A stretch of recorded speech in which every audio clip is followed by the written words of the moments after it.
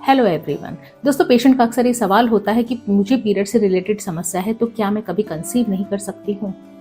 देखिए, ऐसा बिल्कुल नहीं है। पीरियड से रिलेटेड अगर समस्या है, डिस्टर्बेंसेस हैं, तो फर्टिलिटी आपका हो सकता है डिले हो जाए, कंसीव करने में थोड़ा टाइम लग जाए, लेकिन कंसीव ही ना कर पाओ ऐसा नहीं होता।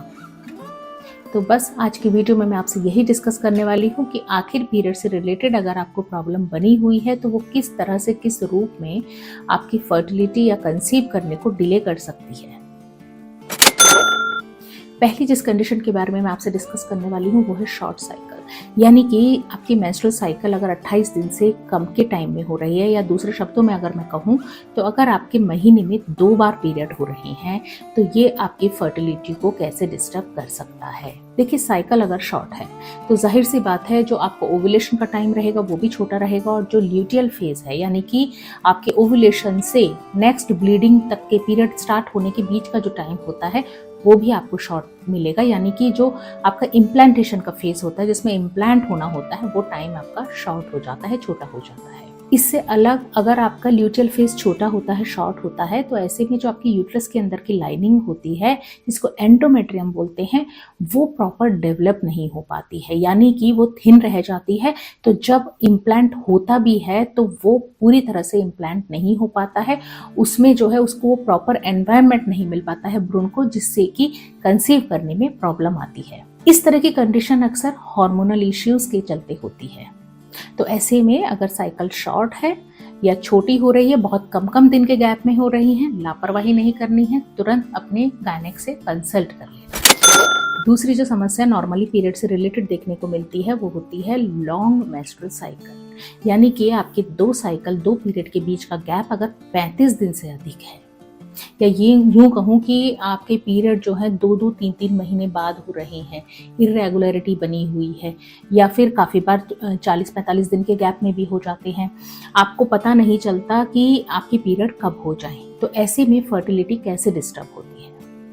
देखिए, एक तो ओव्यूलेशन का टाइम आप प्रिडिक्ट नहीं कर पाते हैं, काफ़ी बार ओव्यूलेशन होता है और काफ़ी बार नहीं होता है, इस तरह की सिचुएशंस में तो आप ट्रैक नहीं कर पाते हैं कि आखिर आपको ओव्यूलेशन कब हो रहा है।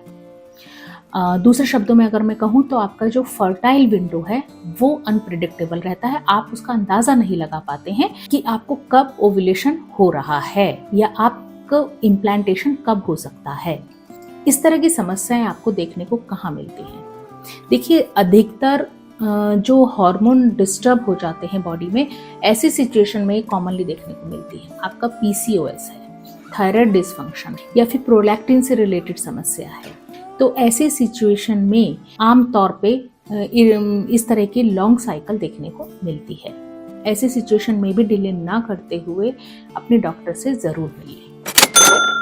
तीसरी जो कंडीशन आमतौर पे देखने को मिलती है वो है लॉन्ग जो आपकी ब्लीडिंग फेज होता है, जब आपके पीरियड बहुत लंबे टाइम तक हो रहे हैं, 7 दिन से ज़्यादा का टाइम हो रहा है, फिर भी आपको ब्लीडिंग हुए जा रही है, तो ऐसे में फर्टिलिटी किस तरह से डिस्टर्ब हो सकती है, आपको कंसीव करने में कहाँ समस्या आ सकती है। तो ऐसी सिचुएशन में अक्सर देखा गया है कि यूट्राइन इन्वॉल्वमेंट ज़्यादा होता है, यानी यूट्रस से रिलेटेड पैथोलॉजी ज़्यादा इन्वॉल्व होती है। इसका लिंक हम डायरेक्ट ओव्यूलेशन से जोड़ सकते हैं। ऐसी सिचुएशन में अक्सर एग प्रॉपर रिलीज नहीं हो पाते हैं, और ऐसी कंडीशन अक्सर देखने को मिलती है यूट्राइन फाइब्रॉइड है, यूट्राइन पॉलिप है, या PID है, पेल्विक इन्फ्लेमेटरी डिजीज है, या फिर इन्फेक्शन कोई बना हुआ है यूट्रस में। तो ऐसी सिचुएशन में आमतौर पे हैवी ब्लीडिंग हो सकती है, ओव्यूलेशन आपका डिस्टर्ब हो सकता है।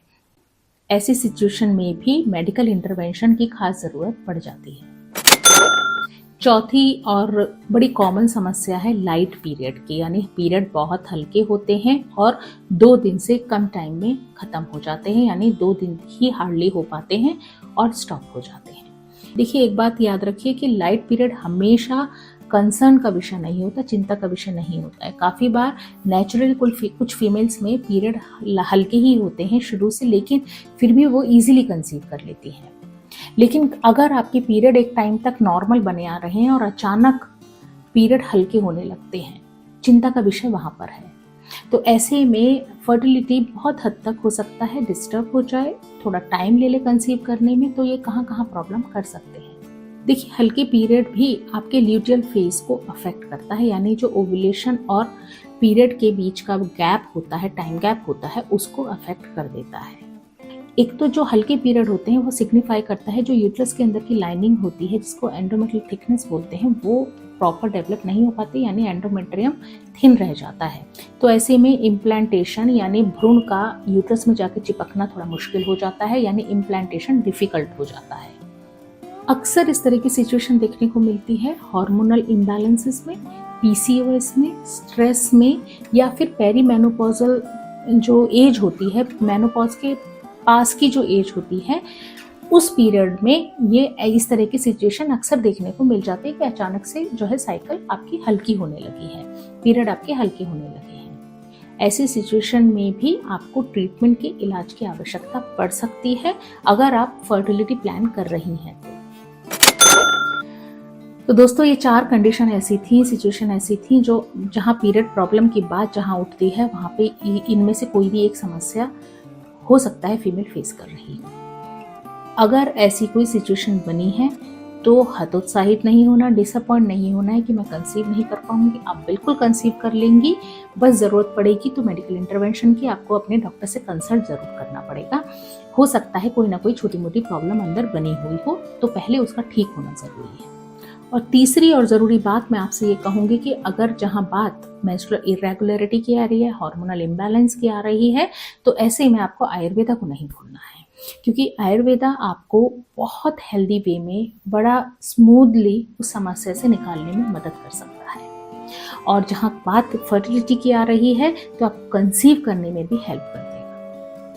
तो दोस्तों वीडियो अगर आपको पसंद आया है तो लाइक कर लीजिए, अपनों के साथ शेयर कर लीजिए, और अगर चैनल पे नए हैं तो उसे सब्सक्राइब कर लीजिए। मिलते हैं किसी और इन्फॉर्मेशन के साथ में नेक्स्ट वीडियो में। तब तक के लिए stay healthy, stay happy, take care, bye bye.